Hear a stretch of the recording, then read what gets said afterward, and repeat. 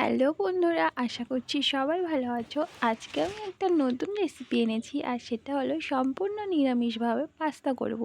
তো তার জন্য আমি নিয়ে নিয়েছি পাস্তা, কুচনো আলু, কুচনো টমেটো আর পেঁয়াজ। আমি কড়াইতে দিয়ে দিয়েছি জল, আর তার মধ্যে একটু সর্ষে তেল দিয়েছি। আপনারা চাইলে সাদা তেল দিতে পারেন। এবার সবার প্রথমে আমি পাস্তাগুলো সেদ্ধ করে নেব। তো পাস্তাগুলো আমি জলে দিয়ে দিয়েছি। এবার কিছুক্ষণ ওয়েট করি সেদ্ধ করার জন্য। তো দেখুন বন্ধুরা, পাস্তাগুলো সেদ্ধ হয়ে গেছে। আমি একটা ঝুড়িতে নামিয়ে নিয়েছি। এবার আমি কড়াইতে দিয়ে দিয়েছি তেল। সবার প্রথমে আমি আলুগুলো ভেজে নেব। আলুগুলো একটু লাল লাল করে ভেজে নেব।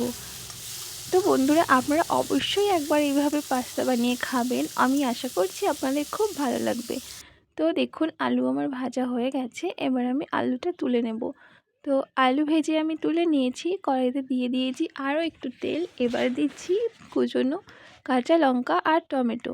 কাঁচা লঙ্কা আর টমেটো দেওয়ার পর আমি পরিমাণ মতো লবণটা দিয়ে দেবো, তাহলে টমেটোটা তাড়াতাড়ি সিদ্ধ হয়ে যাবে। তো দেখুন, আমি লবণ দিয়ে দিলাম। লবণটা দেওয়ার পরে ভালো করে মিশিয়ে নিচ্ছি, তাহলে টমেটোটা তাড়াতাড়ি সিদ্ধ হয়ে যাবে।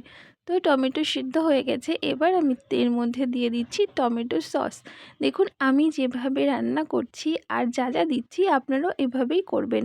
আর এখানে আমি নিয়ে নিয়েছি ম্যাগি মশলা, পাস্তা মশলা আর সামান্য একটু চিনি। সব একসাথে দিয়ে দেবো। তো একসাথে দেওয়ার পরে ভালো করে 5 মিনিট মতো এটাকে আমি রান্না করে নেব। তো দেখুন বন্ধুরা, কালারটাও কত সুন্দর এসেছে। তো 5 মিনিট হয়ে গেছে। এবার আমি এর মধ্যে যেটা দেব সেটা হলো দুধ।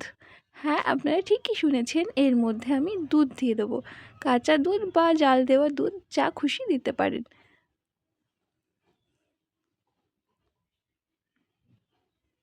তো দুধ আমি পরিমাণ মতো দিয়ে দিয়েছি। এবার আমি একটা ব্যাটার তৈরি করে নেব।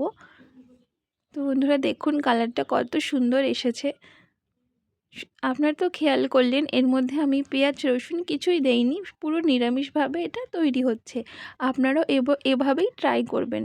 তো দেখুন, এটা দুধ দেওয়ার পরে আমি ব্যাটারটা একটু ঘন করে করে নিয়েছি। এবার আমি দিয়ে দিচ্ছি সিদ্ধ করে রাখা পাস্তা। এবার পাস্তা দেওয়ার পরে দিয়ে দিলাম ভেজে রাখা আলু। এবার সব কিছু একসাথে ভালো করে মিক্সড করে নিয়ে 5 মিনিট মতো রান্না করলেই আপনার একদম সম্পূর্ণ নিরামিষ পাস্তা রেডি হয়ে যাবে। তো আপনারা অবশ্যই একবার ট্রাই করবেন, আর কমেন্টে জানাবেন কেমন হয়েছে। ভিডিওটা ভালো লাগলে লাইক কমেন্ট শেয়ার করবেন।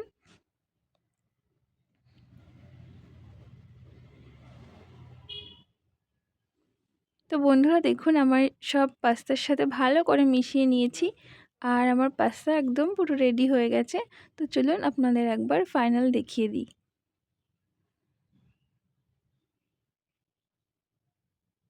আর এইভাবে পাস্তাটা রান্না করলে এত সুন্দর খেতে হয়, আপনার মানে পেঁয়াজ রসুন দিয়ে রান্না করার থেকে ভালো লাগবে। তো দেখুন, পাস্তাটা দেখতে কত সুন্দর হয়েছে, আর খেতেও খুব সুন্দর হয়েছিল। আপনারা অবশ্যই এইভাবে রান্না করে খাবেন আর জানাবেন কেমন হয়েছে। তো আজকের মতো এ পর্যন্তই, দেখা হচ্ছে পরের ভিডিওতে।